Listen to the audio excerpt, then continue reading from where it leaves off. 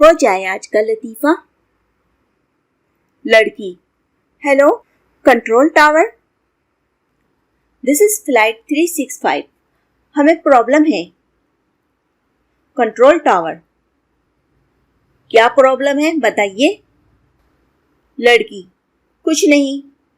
Control tower, please بتائیے problem. لڑکی، نہ رہنے دیجیے۔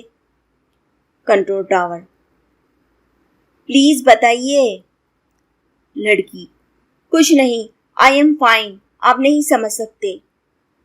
کنٹرول ٹاور، ارے بولیے کیا پرابلم ہے۔ لڑکی، بس اکیلا رہنے دو مجھے۔